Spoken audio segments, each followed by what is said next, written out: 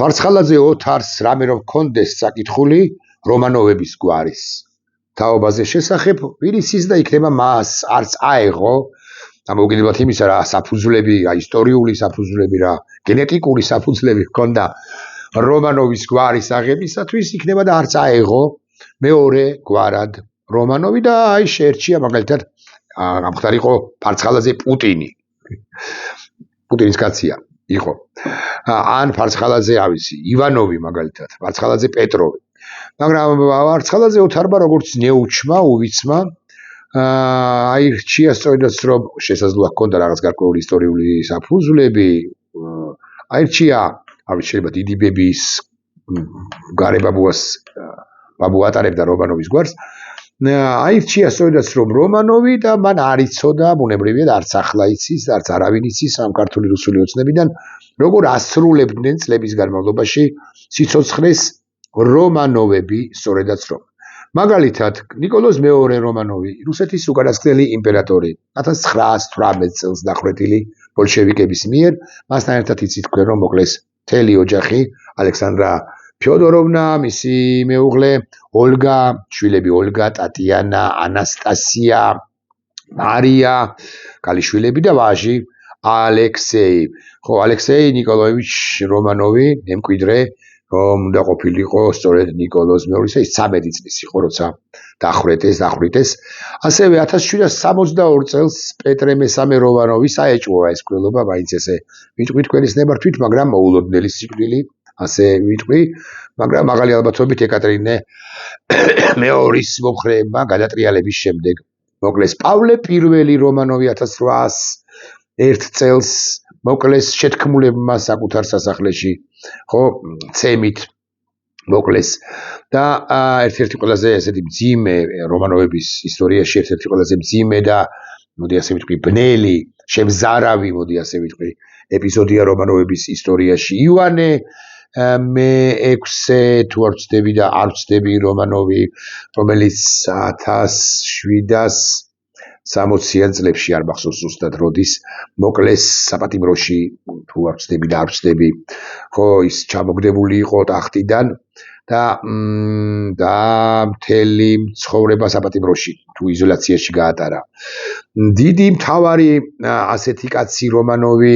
სერგეი ალექსანდროვიჩი რომელიც 1905 წელს მოკლეს ხო ეს ტერორიზმი იყო ტერორისტული აფეთქების შედეგად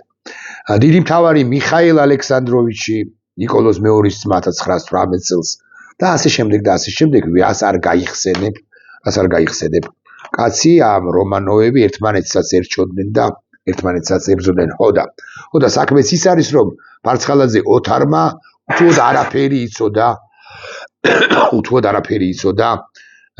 რომანო მისი გვარის მეორე გვარი რო აქვს აღებული იმ გვარის სხვა წარმომადგენლების არსული წარმომადგენლების კვლელობათა და ტრაგიკულად ცხოვრების დასრულების თაობაზე ბევრი ყველა არა მაგრამ ბევრი მათგანისა ეს რომ ვიცოდეთ მაინც ასევე უნდა ვიცოდეთ და ეს ძალიან მნიშვნელოვანია ჩემი მოსაზრებით ახლა ერთ პოსტსაც წავიკითხავ პოსტის ძირითად ნაწილს გააგაცნობთ გეტყვით რა უნდა ვიცოდეთ ესე იგი პროკურატურა ჩვენი რეალურად და მთლიანად ქვეყანა გადაიქცა კრიმინალური ბიძინა ივანიშვილმა გარდაქმნა კრიმინალური ავტორიტეტების ესე ფეხსალაგად ასე ვიტყვი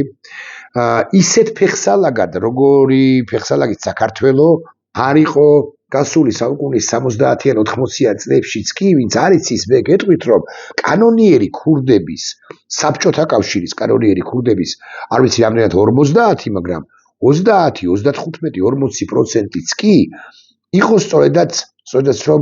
საქართველოსდან რომლებიც ჭალებში მოღვაწეობდნენ მთელი რუსეთის და განსაკუთრებით ასაკობრივია პეტერბურგ მოსკოვის მასშტაბით აი ასეთი კრიმინალური იყო 70-იანი 80-იანი წლების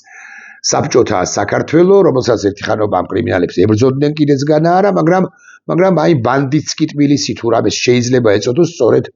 იმჟამინდელი საქართველოს იმჟამინდელი თბილისია და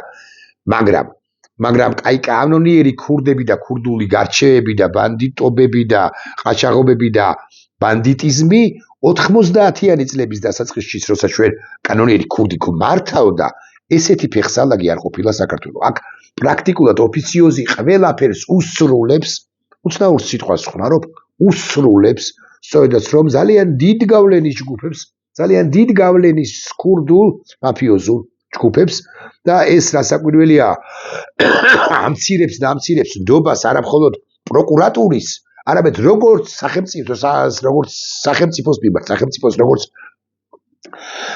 სახელმწიფოს მიმართ, როგორც ამ ქვეყნის პატრონის მიმართ, ამ ქვეყნის მმართველის მიმართ, ასე ახსნი, ანუ სახელმწიფო ხელისუფლების მიმართ. აი, ძალიან მნიშვნელოვანია ეს, რომ ფარცხალაძეს ბრალი დასდო რუსეთის სასარგებლოდ მოქმედებაში ჩვენმა სტრატეგიულმა პარტნიორმა ოდესღაც და ნათია თურნავა ამბრაზურასავით, ოღონდ ბიძინა ივანიშვილის გარეშე ნათია თურნავა ამაზე ვერ გააკეთება, ამბრაზურასავით გადაეფარა, სწორედაც რომ ოთარ ფარცხალაძეს და ეროვნული ინტერესების წინააღმდეგ ქმედებაში დასანქცირებული პირი ბიძინა ივანიშვილმა ნათია თურნავამ თელმა სახელმწიფო აპარატმა ჭხარტიშვილის ნათია თურნავამ მერქი ასე ვიტყვი დაიცვა, გადაეფარა და არაფერი ავნო ჭხარტიშვილის თურნავამ და მთლიანად სახელმწიფო აპარატმა იმხანადაც უკვე ბანდიტ ფარცხალაძეს მესამე ვიდეო ბლოგს წერ მას შემდეგ, რაც ეს ამბავი გახმიანდა ფარცხალაძის თაობაზე საქართველოს შინაგან საქმეთა სამინისტროში. რეალურად ფარცხალაძე ჯანგველაძის მკვლელობის შემდეგ რუსული და ქართულ-რუსული კრიმინალური ავტორიტეტების და კრიმინალური სამყაროს, ქურდული სამყაროს სამიზნერო გახდა. სწორედ მაშინ მიიღეს გადაწყვეტილება ფარცხალაძისაგან გამიჯვნის, ფარცხალაძის მოცილების, ფარცხალაძის გაწირვის თაობაზე. ლევან ჯანგველაძის მკვლელობა კი რეალურად არ არის ერთი ამბავი, ერთი დანაშაული, ქურდული სამყარო მთლიანად თავდაყირა დადგა. იქ არის უამრავი ძალიან ავტორიტეტული, გავბერავ ვიტყვი ჯანგველაძეზე ავტორიტეტული ქურდებიც კი გარეულნი ამ პროცესში მაინც და მაინც მკვლელობაში არა, მაგრამ ამ მთლიანად ამ პროცესში შეგვიძლია ავასახელო კიდეც არაფერი პრობლემა არ შაქრო კალაშოვი, სხვები და სხვები, უმრავლესობა ბადგარი სწორედაც საქართველოსდან არის. ეს კრიმინალური ჯგუფები სხვა შორის აქაც ალაგებენ ურთიერთობებს საქართველოს დე-ფაქტო ხელისუფლებასთან და ამ კვლელობის შემდეგ რეალურად შეიცვალა აი ურთიერთობები, იქ არის ოფშაკის თემა, ეგრეთ წოდებული ოფშაკის თემა, ანუ საერთო ფულის თემა და ბევრი ის კრიმინალია გარეული, რომლებიც ზოგი ნაწილი საბერძნეთში, ზოგი ესპანეთში, ზოგი იტალიაში ცხოვრობს და ასე შემდეგ და ასე შემდეგ. და ამ კვლელობა მთლიანად არია მათ შორის კრიმინალური სამყარო, გადანაწილდა შავი ფული, წყაროები, შავი ფულით სარგებლობს რასაკვირველია კრიმინალური სამყარო და ამ შავი ფულის გამტარი სახელმწიფო არის საქართველოს, რომელიც შექმნა, როგორიც შექმნა ბიძინა ივანიშვილმა. შავი ფული თავად საიდან მოდის? ეს რასაკვირველია ჩემი მოსაზრებით და არის კოლცენტრები, ხო, და ობიექტურადაც არის კოლცენტრები, რომლებსაც აკონტროლებდნენ სუსიდანაც, აი ელუაშვილის სუსიდანაც და ეჭვი მაქვს რომ დღევანდელი სუსიდანაც და არა მხოლოდ სუსიდან, აი ოფიციოზის წარმომადგენლები. ივანიშვილმა, ხო, რასაკვირველია, მე ახლა პრინციპში ახლა უკვე ჩავიკითხავ დიმიტრის კიტიშვილის პოლიტიკოსის და ჩემი კარგი ნაცნობის პოსტს, ბოდიშს ვიხდი, ამის ამასობაში პოსტის გასკვით ნაწილს, დიმას წერს, რომ ეს პროცესი აჩვენებს, რომ ივანიშვილმა არა მხოლოდ ქვეყნის გეოპოლიტიკური ორიენტაცია შეცვალაო, არამედ საქართველოს აქცია რუსული კრიმინალური სამყაროს პერიფერიად, ესეც მნიშვნელოვანი, ერთის მხრივ ეპიცენტრად, მაგრამ მეორეს მხრივ პერიფერიად რუსეთისა, რომელშიც ეს კრიმინალი, როგორც ასეთი, მათ შორის ელიტური კრიმინალი არის, ასე დათარეშობს, ასე ვიტყვი, და რუსეთის გავლენა ამითაც გაიზარდა ჩვენს ქვეყანაში. და თავადაც იქცა ეს ხელისუფლებაო რუსული პოლიტიკური და კრიმინალური საშუალო რგოლს დაქვემდებარებულ რეგიონალურ ფეოდალად და პერსონალურ ბიძინა ივანიშვილს გულისხმობს. არავისი, ჩემი აზრითაც, ისე არ ეშინია ბიძინა ივანიშვილს, როგორც კრიმინალური სამყაროსი, პირდაპირ მნიშვნელობით კრიმინალური სამყაროსი, ქურდული სამყაროსი, რომელიც არის ასტიკი, რომლის ცენტრებიც არის მოსკოვში და არა მხოლოდ ევროპაშიც არის, რომლის დიდი ნაწილი არის ქართველებით, ეთნიკურად ეროვნებით ქართველებით დაკომპლექტებული და რომელმაც ძალიან დიდი როლი შეიძლება ითამაშოს ბიზინა ივანიშვილის წინააღმდეგ პროცესში გარემ ვიტყვი, თუმცა ყველა ქურდული ავტორიტეტი პრინციპში ლაგდება ხოლმე ყველა ხელისუფლებასთან, ეგუება რა, თუ ეს ხელისუფლება ეგუება რა იმ რეალობას, რომელსაც ესა თუ ის ხელისუფლება სთავაზობს და ბიზინა ივანიშვილმა აქ შესთავაზა კრიმინალური გარჩევების მთელი ასპარეზი, მისცა აი ესე კარგი ნიადაგი შეუქმნა და კი ამიტომაც სწორედ თბილისში ხდება ჯანმრთელობის ფლობა და არა პირობითად ვენაში ან რუსეთის რომელიმე ქალაქში, იმიტომ რომ აქ დაცულები არიან კრიმინალები დამოუკიდებლად იმისა, რომელ სროლელს უზილაურს დაიჭერს თუ არ დაიჭერს ერთ შემთხვევაში ამ შემთხვევაში შინაგან საქმეთა სამინისტრო. ფარცხელაძის ამ ხაზის ნაწილი იყო, მაგრამ ფარცხელაძე გავიდა ამ ხაზიდან და როცა გავიდა აი ეს თურნავას მიერ დაცული ფარცხელაძე ივანიშვილმაც კი გასცირა, გამოდის რომ ანუ დაალაგდა კრიმინალურ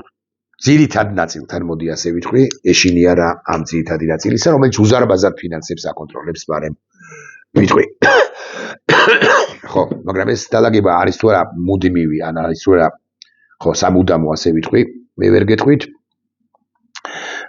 ადვილად სწორედ მისი რომ ესმის ამ კრიმინალური სამყაროსი ბიზინა ივანიშვილს ეს ჩემთვის აბსოლუტურად გასაგებია. ხო, და კიდე რა არის თქვა მინდოდა და ის მის თქვა მინდოდა რა არითიც პრინციპში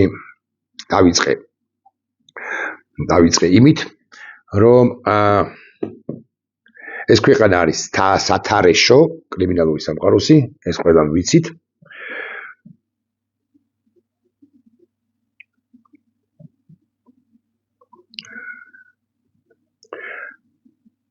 და ასე გაგრძელდება როგორც ჩანს კიდევ კარგახანი. ბიზინა ივანიშვილი სანამ არის მართლობაში გაწყობთ ეს გინდათ ასეთი საქართველო, როცა თქვენი შვილებიც კი დაცულები არ იქნება, იმიტომ რომ ეს ხო არის რაღაც ფესვგადგმული, აი თავში არიან მაღალი დონის კრიმინალები და მე უკვე ძველ ბიჭობამდე, უბნის ბიჭობამდე, უბნის ნარკამან ტიპებამდე, ხო, ჯგირებამდე, ბლატნოი ტიპებამდე ჩამოდის ეს ვერტიკალი, გინდოდათ ესეთი ქვეყანა? ეს ქვეყანას ივანიშვილი გიქმნით, თუ თლად გულახდილები ვიქნებით და ეს ბევრად უარესი იქნება, ვიდრე გასული საუკუნის 80-იან წლებში ან 90-იან წლებში დატრიალებული ამბავი ჩვენს ქვეყანაში. ნახვამდის.